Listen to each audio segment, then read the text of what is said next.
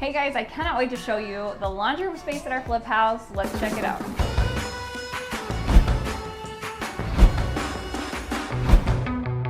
All right, let's dive into this tour, but first be sure to subscribe and hit that bell to be notified of future videos, and we'd love to have you like and comment as well. You can check me out at Design Loves Detail on Instagram or over on our blog at designlovesdetail.com. There you can also sign up for the newsletter to get the latest and greatest. Here we go into this space that was formerly just a laundry room. It was super dated, had the inexpensive laminate countertops. It was kind of poorly laid out. The cabinets were old and just so gross. Just felt like there was a pencil sharpener. Don't forget that. There was a pencil sharpener attached.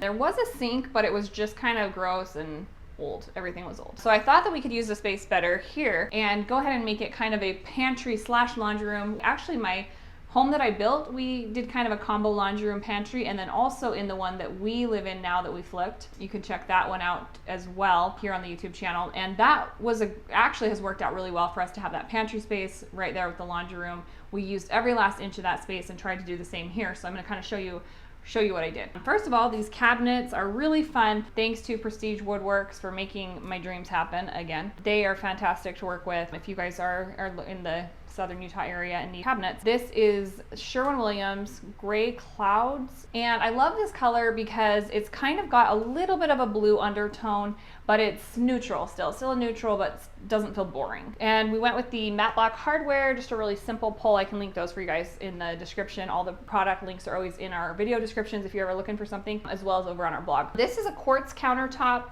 called Simply White, and it isn't actually white. It's more of like a gray, but it's really neutral, and I love that for this space because I wanted something a little bit more minimal. The sink, I just went basic with the stainless to save on cost, because of course this is a flip house at the end of the day, so sometimes I do decisions strictly for the cost, and I don't think that it hindered the design here at all. The faucet is another really affordable option in the matte black. Still gives that updated feel, but a great price point. I did a little bit of this Emser tile. If you guys saw our tile reveal video, we used this in the kitchen also. I did the cinder block tile. It looks like an old, kind of a worn brick, which I love. Kind of like a painted brick or an aged brick, but the grout color, a lot of times you guys ask me about the grout color, and that is Mape Frost. And it's a super light gray, kind of a warm gray, so it goes with a lot of things. I do love that one. And then as you'll notice, I put the microwave here. I try to, when the kitchen space doesn't really have a great location for the microwave, I like to just tuck it in this kind of pantry area, because a lot of times you use that with what ingredients you're getting in the pantry anyways. So that kind of keeps it close. And then we have the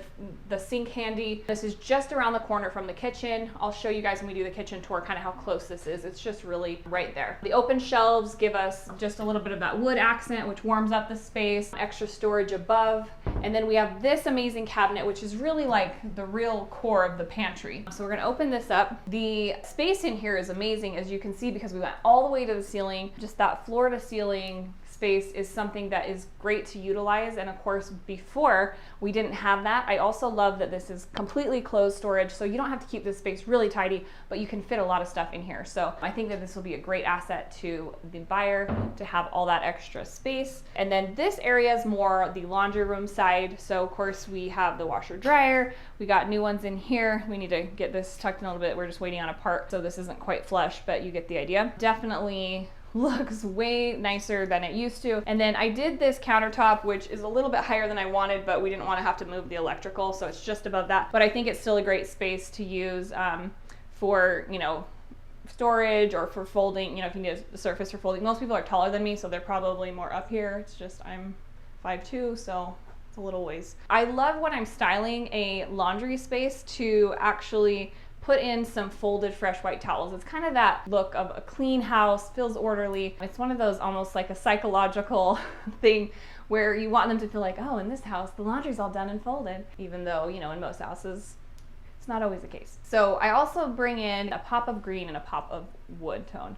So I have the baskets up there, which give us that they're kind of like a rattan, gives us a little bit of that natural element. These are great baskets here for storage with the metal. You could maybe organize your medicine bottles or, whatever here in these shelves. You kind of just want the buyer to see that there's a lot of space that could be used here. And I think we accomplished that kind of with just this little bit of styling. I put the little laundry things in a cute jar. Sometimes little details like this really can finish a space. They're great for styling too. If you're photographing your home to sell, stuff like that. This little basket's a cute one from Target with those faux greens. And then we've got the laundry detergent with a scoop up there. So just kind of taking that step to make it have a more clean look. Sometimes the laundry boxes of soap and things like that, they're like bright orange or bright green, those things that feel kind of in your face, and they can be distracting. So when we kind of simplify it and use these really neutral tones, the bright whites and the just glass elements or the woven and the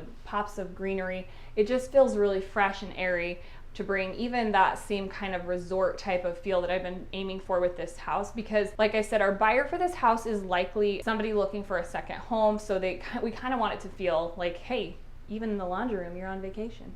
When I design a project too, I kind of almost have my buyer in mind the whole time. Like if I'm this person, what am I looking for? What do I want in a home? Which things are gonna feel really worth it to me? So as I go through the process, I'm always thinking of that, especially when it's a flip. It's not like I'm just designing for myself.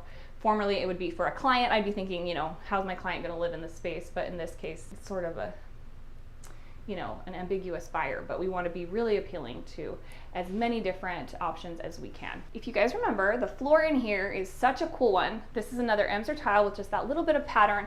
And what I love is up close, you can kind of see the pattern, and from further away, it almost reads as like a plaid. And I love that detail because plaid is just like such a classic. And then up close, you can kind of see the more detail in the print, which just gives this laundry room a little pop of fun. Still fresh, neutral, because we have the white and just the subtle gray, but the gray that ties in with the countertops. And then of course I went for the darker washer and dryer because that's what we did in the kitchen. We did a darker appliance package that you'll see soon. And so I kind of want to keep that consistency. And then I like the contrast between the lighter elements of the floor and the countertop and that sort of thing. So it really gives us that nice contrast.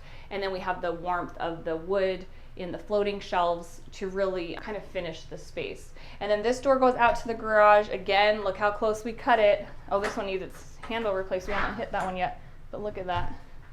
That's a pretty tight fit. But you know, when we're working with the 90s floor plan, we didn't want to have to move the door. So we measured everything out, and thank heavens it barely fits. So that worked out for us pretty well. Alrighty, let me know what questions you guys have in comments or what you think about the space, how it turned out, and I will be back with another video. We're gonna show another guest room from this home that I went for a little bit different look than I typically do. So that'll be kind of a fun one. And then be sure to subscribe and hit that bell to be notified when the videos go live. That's how you'll get those little reminders. And we love to have you guys watching along.